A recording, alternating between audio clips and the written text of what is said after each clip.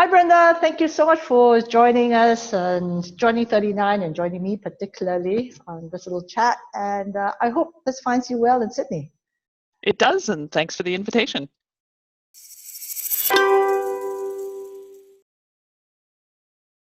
So what's going on? You're kind of in that little corner of the Antipodean world of yours, and there's the rest of us out here in the real world, not protected by seas all around the borders. What's going on there? Yeah, we have the advantage of being able to be quite strict in shutting down borders because we have an ocean all the way around. So we've actually probably been more lightly hit than a lot of places. Obviously, recent events in Melbourne as returning travelers were let out of quarantine a little too early have created another spike, but they're doing a good job of bringing it back under control. So I did read we're better than some other places. I did read in the Sydney Morning Herald this morning about the police in Victoria trying to crack down and finding people who were at parties having to hide in garages and cupboards to escape the police. Well, and they're being pretty strict about anyone from Victoria attempting to cross into New South Wales. They don't take very kindly to that at the moment. So, I mean, how do you say that? Because both of us have got American connections, and it's obviously quite politicized there. Whereas for us here in Malaysia, basically it's like, oh, okay, we've got an outbreak, so we're just going to shut it down completely. That, let's say, condominium block, we've got razor wire around, we've got the army there, and that's it. It's contained, and there's no such thing as personal liberties. Or how are you finding it? We, at least in New South Wales here in Sydney, we've never been under that strict of lockdown to begin with. We've always had the ability to go out and exercise and go to the grocery store, and coffee shops have stayed open, at least for takeaway coffee. You can't take coffee away from a Sydney resident. It's just, that would create havoc. But as long as we still have our coffee, we're all fine. Yeah. So I hear also that it's likely that Australia is going to keep their borders closed to the end of the year. That's the rumor. They are allowing Australian citizens back into the country. Right. They're basically picked up at the airplane, taken to a hotel, and locked in for 14 days. Right. But they're not allowing non-citizens, except for special circumstances, compassionate reasons, that type of thing. So if I left, I couldn't come back. So I guess I won't be seeing you in Sydney over Christmas then. Well, let's see what happens with the vaccine and all of that fun stuff. But yeah, but what it also means that as our younger daughter heads off to the U.S. for university, she's leaving and probably isn't coming back for a while. So. Oh, wow. So how is that working? Because again, I mean, obviously she's a citizen, so that doesn't really affect it so much. But then we've heard so much about the flip-flopping on the visas, about university students going virtual classes versus in-person classes, and the visa issue. Well, I think it depends a lot on which state you're in and also on the size of the university. She's going to one of those small liberal arts colleges, so they tend to have small classes to begin with. It's much easier to manage as opposed to, a 30,000 person university. Yeah, so, definitely. It'll be okay. Yeah. Work-wise, how's it going in Australia? Australia is good. It's Australia came maybe to the arbitration party a little bit later than some other jurisdictions, so we're we don't see a lot of cases, but those that we do see are large, and we're seeing increasing numbers. So it's an exciting time to be here because it's kind of on the cusp of really taking off, which is a lot of fun. So a lot of these arbitrations tend to be more domestic stuff, or is it also international? When I came down several years ago, it was mostly domestic construction arbitrations in particular. We're seeing increasing numbers of international cases as well. And what we're also seeing is, although Akika, for example, although we don't have a huge number of cases, we have a substantial value of cases. So, we're looking at north of several billion in dispute. So it's everybody thinks that Australia really doesn't have much arbitration, but actually, if you look at the dollar value, there's quite a lot going down here. And when you say construction, is that more sort of mining stuff or construction as in infrastructure, for example? Because you've got a lot of new infrastructure projects. Yeah, it's a mix of infrastructure, mining, resources, increasingly disputes over recent renewables projects. Oh, right. So it's and as is true for a lot of jurisdictions, kind of it started out with being domestic construction disputes that were taking too long in the courts. Yeah. But as it's become more popular, you're seeing, and as the money flows across borders are shifting in source, you're seeing a lot more variety in the nature of cases. So it's some interesting stuff. Akika did at the end of last year, we conducted a national survey where we're collecting information about what types of cases are happening here, what types of clauses parties are putting in contracts, all of that data collection exercise. And now we're in the process of crunching that data to produce a report that we'll issue in a few months probably. So what we're seeing out of that is some of this shift in just the attention that arbitration is getting in the country, and that's exciting to see. That's very interesting. I'd be hugely interested to see that report because, yeah, like I said, you know, for a lot of people, Australia is kind of like that little pod down the corner of the atlas. But I mean, on the back of what you're talking about, there has always been some talk about getting an international arbitration center somewhere in Australia, although I know that there's always this question of should it be in the West Coast, the East Coast? If it's the East Coast, should it be Melbourne, Sydney? What's your take on that? Well, I think what we're finding is because we've all had to move to a much more virtual life with the COVID virus, location matters less. Yeah. And so Akika's been doing, you know, obviously we had to pause some of the in-person conferences and other things that we were organizing, but we've switched to a webinar format, as have many other institutions. And we routinely, for our webinars, have viewership online, kind of real-time viewership from Paris and from Singapore and from Hong Kong, and so it's a lot from India. So it is a way to really reduce that historic tyranny of distance and bring us into your backyard, essentially, or your living room. Exactly. In fact, that was something that people were always talking about, is the fact that if you have it Western Australia, it's closer to Asia and all that, and that if you have it down the East Coast, where most of the domestic activity may be in terms of dispute resolution, but it's further away. But as you say, the tyranny of distance is now really gone. And do you think that this is going to be that absolute boost to making Australia an international arbitration destination, so to speak? And I use destination in inverted commas, obviously. Well, what I think we're seeing is that the knee-jerk reaction of, oh, it's just too far away, is diminishing. There are still geographic areas that make sense for Australia to be a hub.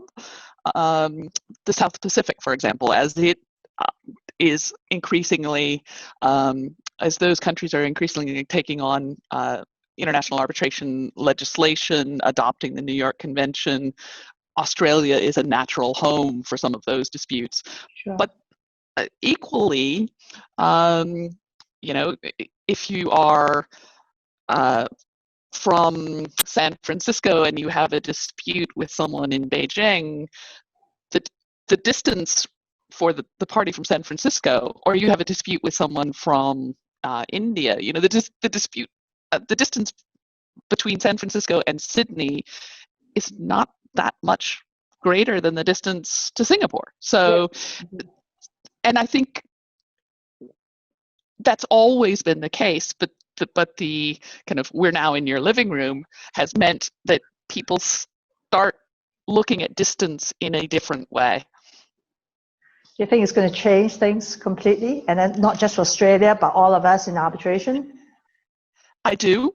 And I think that there's going to be more melding of virtual and in-person events. So historically, all of the arbitration conferences, for example, have been in-person only. And Yes. so you attracted a certain crowd that could afford to take the time and the flights and the hotels to attend in person. Yes. And you couldn't really do that with jurisdictions that were farther away. Yes. But now, for the people who can't get on a plane from London to come to Sydney, because that is a long way, you just get up and go to your couch and hop on Zoom, or Teams, exactly. or whatever. Yes, exactly. Yeah.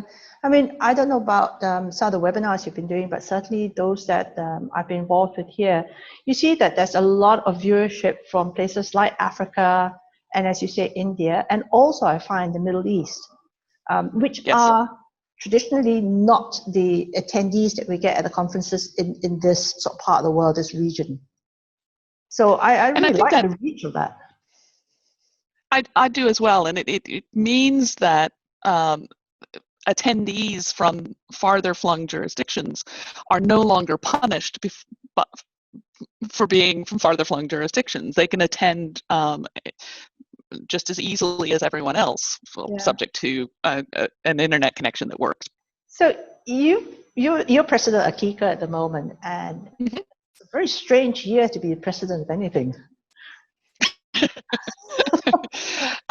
Yes, it has meant that a number of our initiatives had to be sped up significantly. So we've done a number of guidance notes. The Practice and Procedures Board has put together a number of submission agreement samples, guidance notes for conduct of virtual proceedings, recommendations for arbitrators in terms of procedural orders when you have a virtual component. So they've been really stepping up to the plate in terms of guidance notes, but also we've been working on the webinars. Akika 45, our young practitioners organization, has been doing a lot of webinars as well. So it's been an exciting time. It's been a bit challenging, but it's been an exciting time. We had a couple of other initiatives that were already started before COVID hit. That kind of those got slowed down a bit as we had to address all the new ones. But we'll pick those up too. So talking about virtual hearings and all those protocols, do you find that within Australia or certainly within your practice that there's a lot more virtual hearing going on? Yes. Yeah. And it's interesting also because one of the other things that we've been doing recently that we kind of reinvigorated last year before COVID hit was the Akika Judicial Liaison Committee. So there's a committee where Akika and the Chief Justices and representatives of the judiciary at the federal level and in each state kind of convene to discuss new developments, what's going on, how we can support each other. And the courts have been quite eager adopters of virtual technology in their courtrooms. And so one of the things that we're speaking with the judiciary about is how we can learn from each other about best practices in that respect, conduct of cross-examination, all of the issues that come up in proceedings. Yeah, the court is seeing them too, and so there's a very active and vibrant discussion going on as to what we can learn from each other. Wow, it is actually an exciting time to be president of Akika. It's not strange; it's actually exciting, isn't it? There's just so much to do. I think in some ways the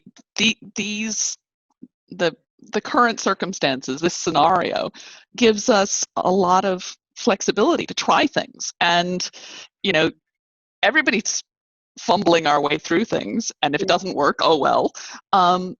But things that might have been difficult to try in the past because they were just too weird, now you just try and see if it works. We're talking on Zoom. Exactly. Otherwise, I would have been on your balcony overlooking Sydney Harbour, sharing a bottle of wine, and it's like, wow, it's amazing. And now staring at the I look forward to that happening again soon, but until then. I really am looking forward to that. That is such an amazing place to be. So what happens for Thanksgiving then?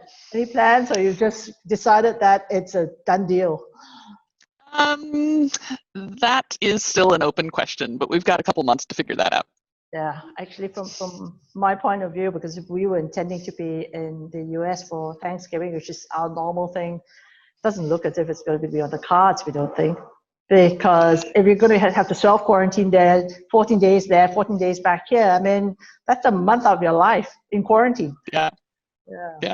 I mean, we always throw a Thanksgiving dinner here, and we invite friends from Sydney. I've heard they're legendary. Of varying nationalities. I've heard it's legendary. But I'm not sure whether we can kind of have that many people in a room.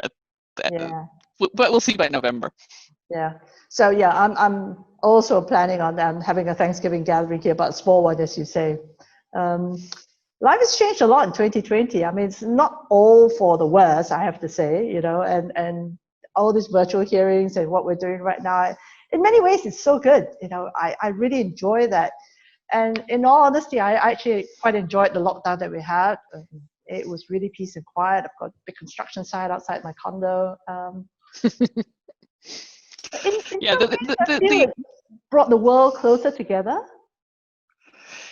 Yeah, I mean, the strangest thing, I think, for those of us in our profession is I haven't seen the inside of an airport for 4 months. I know. That's just I'm having a panic attack. Insane. Yes, totally agree.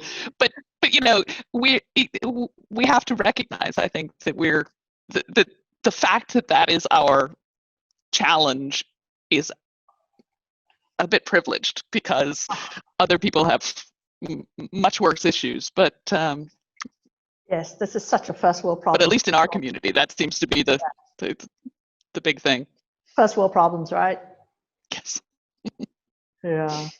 Well, Brenda, you know, thank you so much for taking time out. And I know you've been really busy at work, which is always a good thing because of everybody worrying about work post-COVID. And I think that, I don't know whether you agree with me, but I think that in terms of dispute resolution, though, we should be seeing the worst yet to come. I think dispute lawyers always have work because either there are always delays and problems, and then people start being opportunistic and saying, well, I never really liked that contract, and maybe I can use this as an excuse to terminate, which then brings its own dispute. So there are challenges ahead, but I'd rather be a disputes lawyer than some other professions. Absolutely. On that happy note, Brenda, thank you so much for taking your time out. I really enjoyed this conversation, and I really do look forward to being on your balcony again. My pleasure, and I look forward to welcoming you. Thank you so much, Brenda.